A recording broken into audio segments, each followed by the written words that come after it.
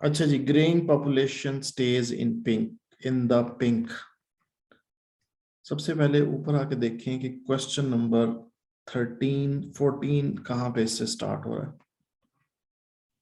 ये जी 11 to 13 ये पिछला पैसेज था, ठीक है ना। 14 से आगे पैसेज नंबर 2 में होगा। नीचे आए, क्वेश्चंस देखें जी। ये है जी 14, फिल इन द ब्लैंक्स हैं, बहुत आसान होती है। फिल इन द ब्लैंक्स को अटेम्प्ट करना कोई मुश्किल नहीं होता। इसमें सिर्फ आप यहाँ पे देखें कि एक रिसर्च हुई है यूनाइटेड स्टेट्स में, प्रोपोर्शन ऑफ 65 साल से ऊपर लोगों के ऊपर most common age related medical problem is, बस। अब आपने एज से मुतल्लिक जो मोस्ट कॉमन प्रॉब्लम्स हैं वो क्या हैं, आपने वो पहले वहां पे देखनी है। नीचे से यहाँ से पिक करना है। दूसरा, आपने यहाँ से क्या पिक करना है, यहाँ से देखें मेडिकल प्रॉब्लम क्या है। एनवायरमेंट कोई मेडिकल प्रॉब्लम नहीं है, कांस्टेंट कोई मेडिकल, इंक्रीजिंग नहीं, लेटर नहीं, टेक्नोलॉजी नहीं, फॉलिंग, ये हो सकता है। Most common intelligent problems are falling, कम हो रही हैं, ये हो सकता है। अर्लियर नहीं हो सकता, मोर नहीं हो सकता, एजुकेशन नहीं हो सकता, पोल्यूशन नहीं हो सकता, इंडिपेंडेंट नहीं हो सकता, हेल्थ नहीं हो सकता। अगर हम जुमले को पूरा करें ना, यहाँ से सिर्फ जुमले को, सेंटेंस को, कि most common medical problem is education, is pollution नहीं, cost, undernourished, disabled, nutrition, medicine, बगैर पढ़े मुझे लग रहा है कि ये वाला आंसर है इसका, क्योंकि बाकी सेंटेंस ही नहीं बन रहा सही तरह। हो सकता है कोई और हो, बहरहाल। अब वहां पे फॉलिंग नहीं लिखा होगा, वहां पे डिक्रीजिंग लिखा होगा। अगर ये आंसर हुआ, वहां पे डिक्लाइनिंग लिखा होगा, इस तरह की कोई चीज वहां पे लिखी होगी। लेकिन जो की वर्ड है वो हमारा most common age related medical problems, age से मुतल्लिक ज्यादातर जो कॉमन मेडिकल प्रॉब्लम्स हैं वो कम हो रही हैं, ज्यादा हो रही हैं, कुछ भी हो सकता है, और भी कोई हो सकता है। लेकिन आपने ये देखना है कि is technology and the speed of its change, ऐसा नहीं है टेक्नोलॉजी नहीं आएगा, लेटर नहीं आएगा जी। मैं रोज पूछें, क्या पूछना चाह रहे हैं। सर जी इंक्रीजिंग ही आज द फॉल की जगह पर इंक्रीजिंग इंक्रीजिंग भी आ भी है ये। सकता है, इंक्रीजिंग भी आ सकता है, इंक्रीजिंग भी आ सकता है। इंक्रीजिंग की अगर ऑप्शन है, फिर आपने इंक्रीजिंग नहीं लिखना या फॉलिंग नहीं लिखना। अब ये देखें कि क्या पॉसिबिलिटीज हैं इन दोनों में से। नीचे आए, इंक्रीजिंग का कहाँ पे वर्ड लिखा हुआ है, इंक्रीजिंग कहाँ है, सर ये आई डेफिनेटेड नंबर क्या है? हाँ, आई। आई। अच्छा जी, ये आय भी हो सकता है जी, बिल्कुल सही कह रहे हैं। इंक्रीजिंग भी हो सकता है। अब फॉलिंग और इंक्रीजिंग में टाई पड़ गया, इन दोनों का सिनोनिम वहां पे लिखा होगा, आपने वहां से ढूंढ के यहाँ पे लिख लेना है। तो जो भी आप यहाँ पे, या तो बी आंसर है या इसका आय आंसर है, इन दोनों में से एक आंसर इसका है। तो जो भी आंसर होगा वो आपने इसको इसके यहाँ पे देख के लिख लेना है। इसके बाद फिल इन द ब्लैंक्स के बाद आप नीचे आ जाए 23 से 26 तक। होम मेडिकल एड्स, जहां पे ये बात की हो इस तरह की बात, होम मेडिसिन्स, ठीक है ना, डोमेस्टिक मेडिकल हेल्प, अच्छा, इंटर, मतलब कुछ इस तरह की बात, ये नहीं लिखा होगा होम मेडिकल एड, लेकिन इसका सिनोनिम होगा वहां पे।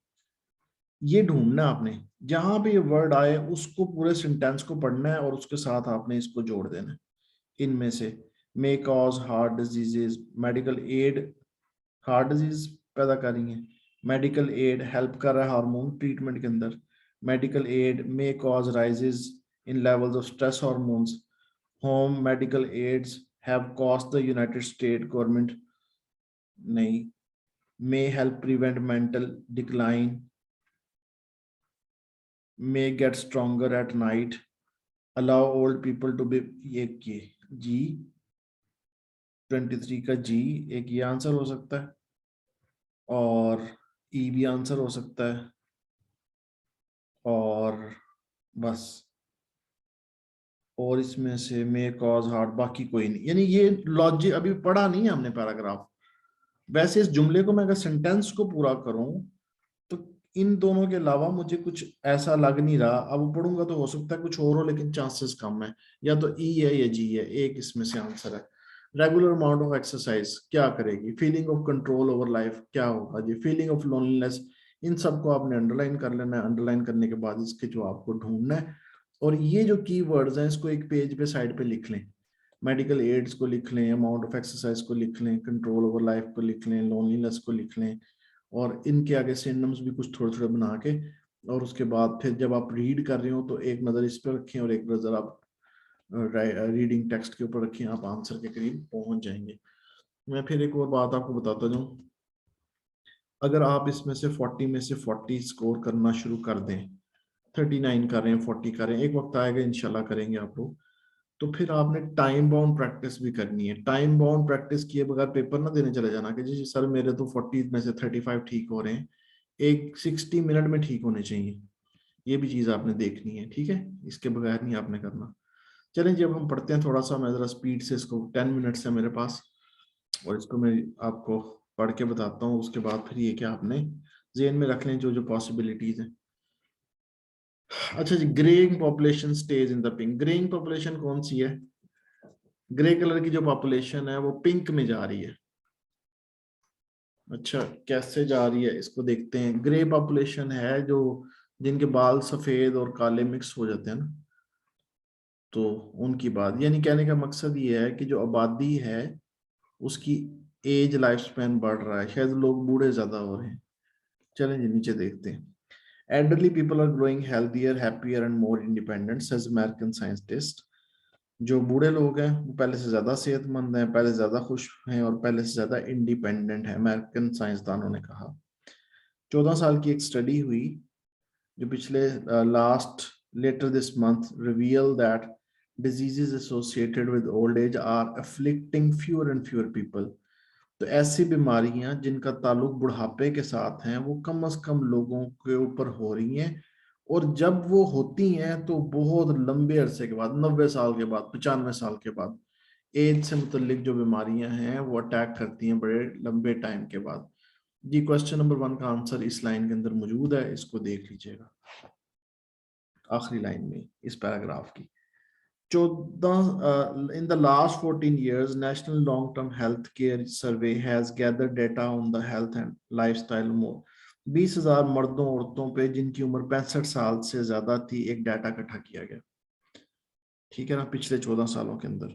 और रिसर्च बताती है, जो उसका एनालिसिस है जो कि 1994 में इकट्ठा किया गया, कि arthritis, high blood pressure, circulation problem जो मेजर मेडिकल कंप्लेन है इस ग्रुप में 65 साल से ऊपर के लोगों में, ये आर्थराइटिस होगी, ब्लड प्रेशर होगी, are troubling smaller proportion every year.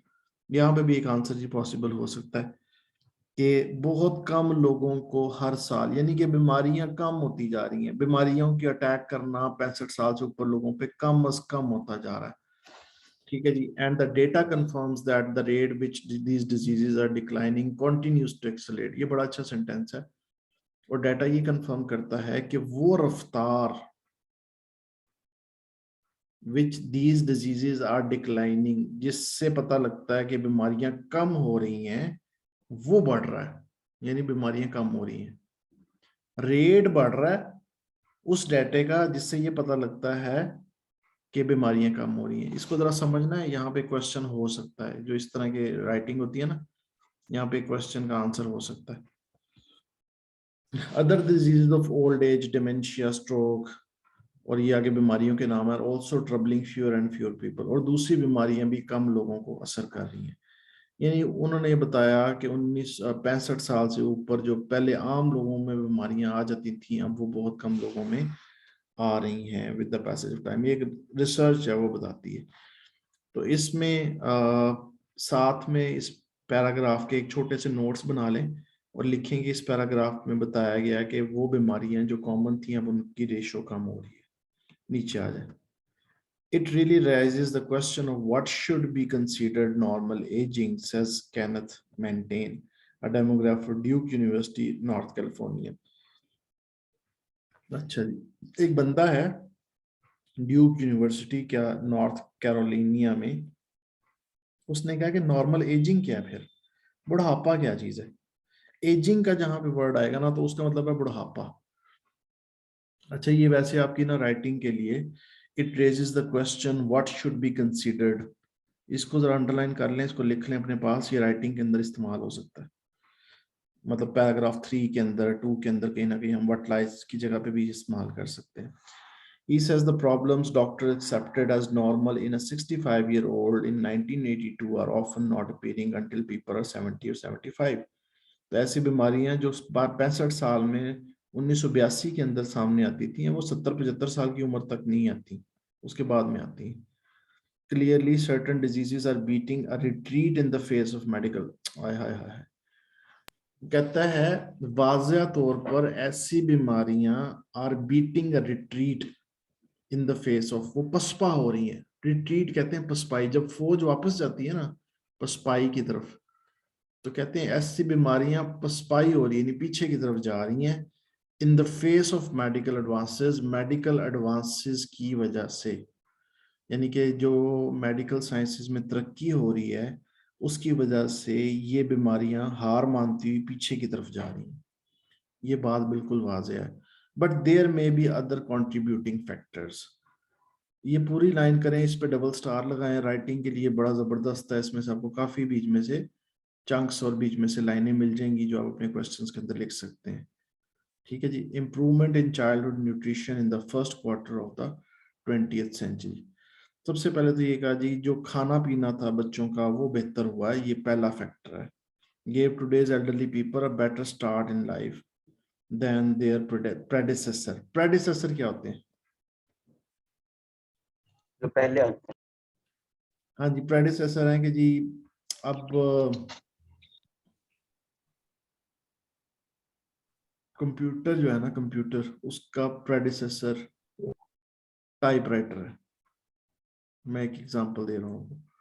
या फिर आप यूं समझें कि वजीर आजम है ना, अब नवाज शरीफ, वो इमरान खान का प्रेडिसेसर है. उसका प्रेडिसेसर जरदारी, उसका प्रेडिसेसर पीछे, तो जो पीछे वाला उसी हम मनसब पे हो. यानी यहाँ पे बुजुर्गों की बात की गई है, जो पुराने थे वो उनकी नस्लें बावजदाद वगैरह की बात की जा रही है.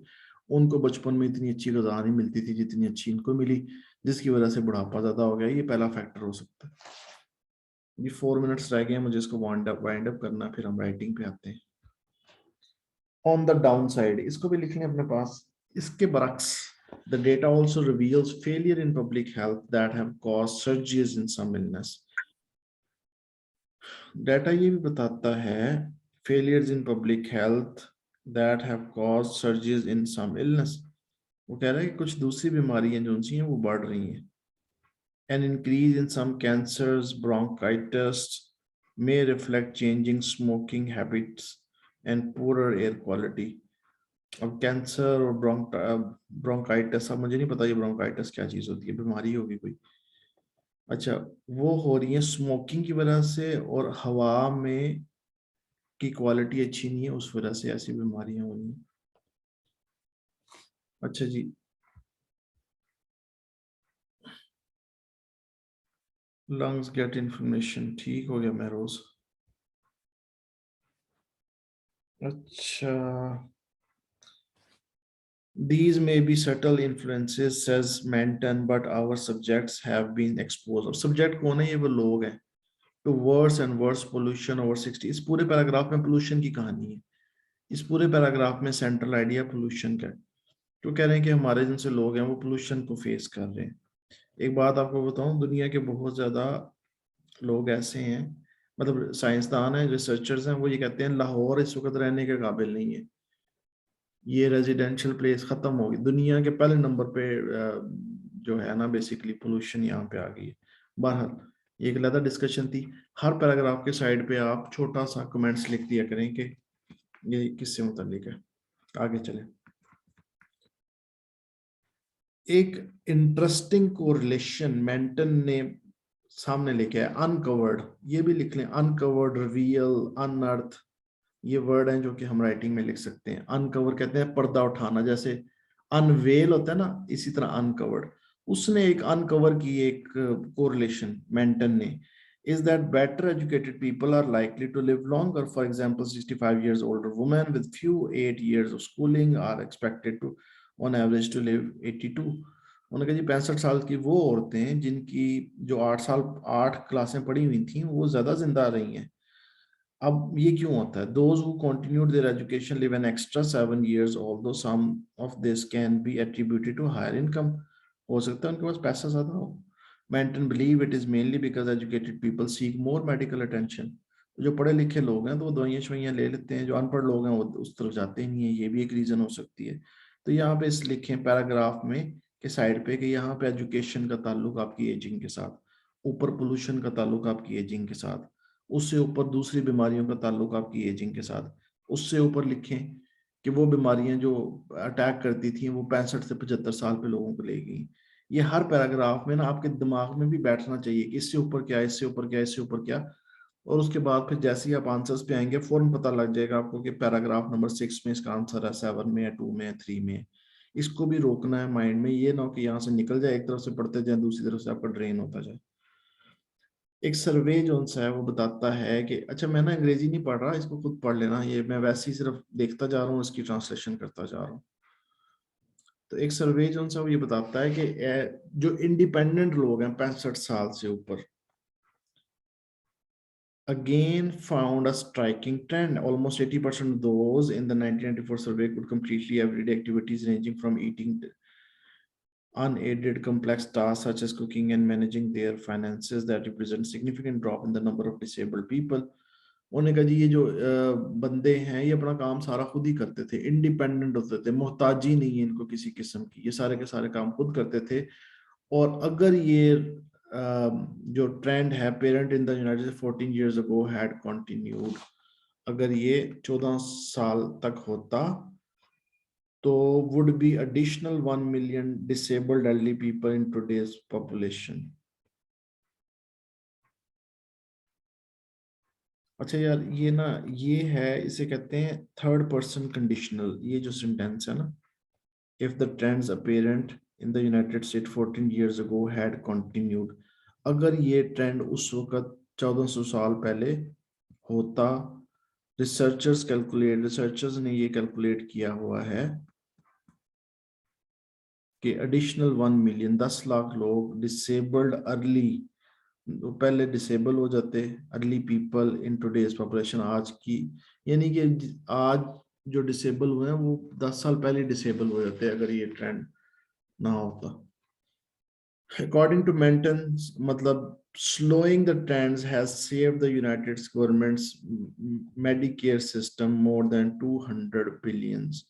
तो ये जो ट्रेंड स्लो हुआ जिसकी वजह से $200 बिलियन उनके बच गए, suggesting that the graying of Americans population may prove less of a financial burden than expected.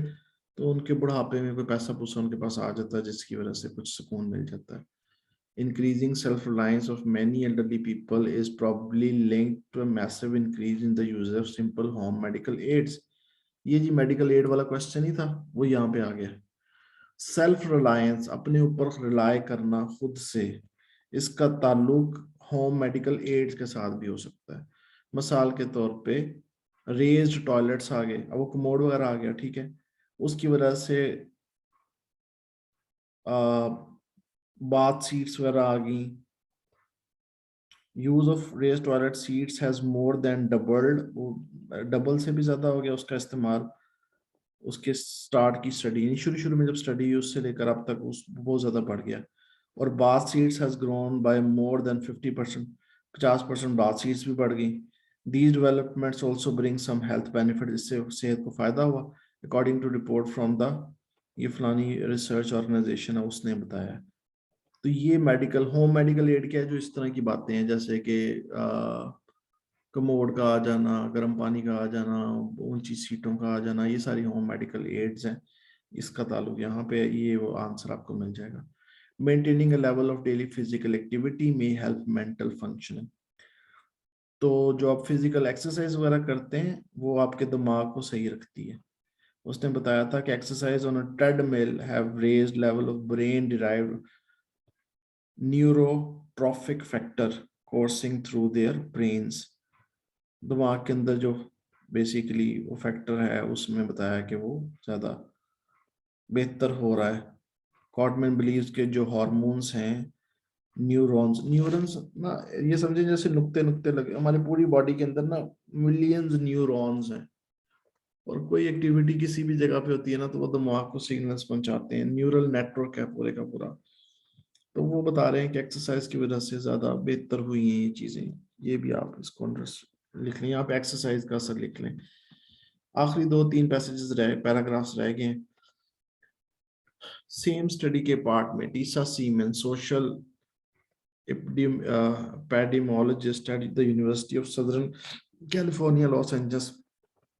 Self-esteem and stress is people over 70 in laboratory stimulation, challenging activity such driving, those will feed in control of their lives, pumped out lower levels stress hormones such as cholesterol.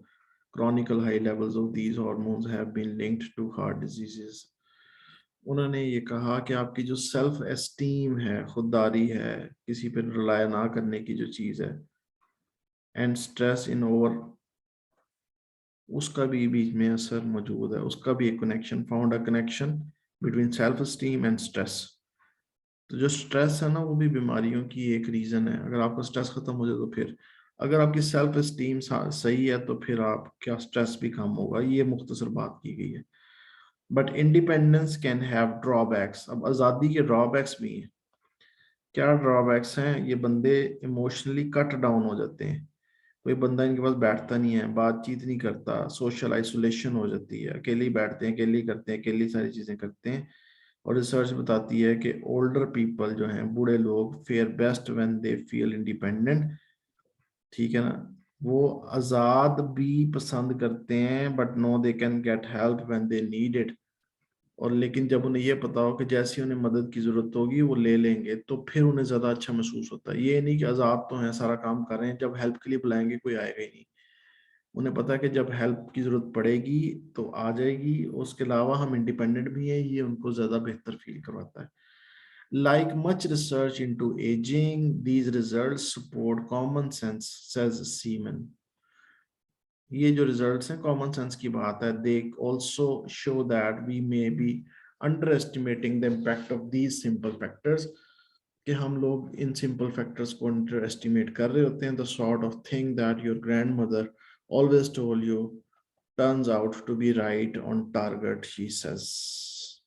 कि वो चीजें जो आपकी दादा दादी, जो इस तरह के पेरेंट्स हैं, वो बताते हैं, आपकी ग्रैंड मदर बताती हैं, वो बिल्कुल सही जगह पे टारगेट पे बैठती हैं। उसने कहा, ये भी कोई रिसर्चर है, सीमन। ठीक है जी।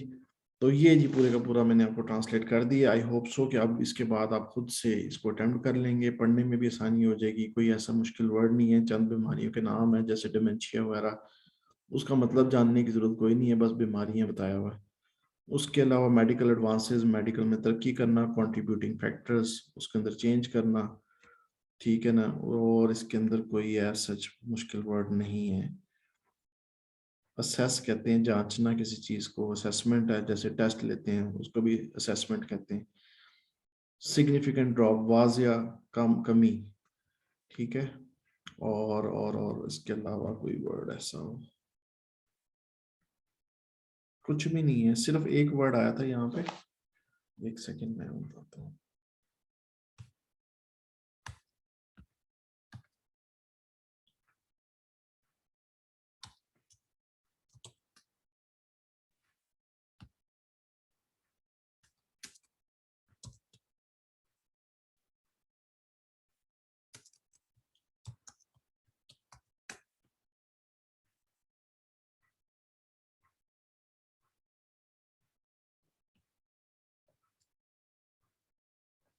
Piece of information about circumstances, चीजों के बारे में मालूमात, that exist events that have occurred, जो कि हो रही होती हैं। ये एक वर्ड लिख लें जी। एक और होता है FEAT, इसका मतलब होता है करतब, कारनामा। ये वो चीज है FEIT, ये वर्ड कहीं आया था, वो मैंने देखा था। इसका लिख लें जी आप मीनिंग। और कुछ भी ऐसा नहीं है जो कि इसमें मुश्किल हो। इसको अटेम्प्ट करें। मैं 5 मिनट में आपको राइटिंग के लिए सेशन दोबारा लिंक सेंड करता हूँ। कुछ पूछना है किसी ने तो पूछ सकते हैं।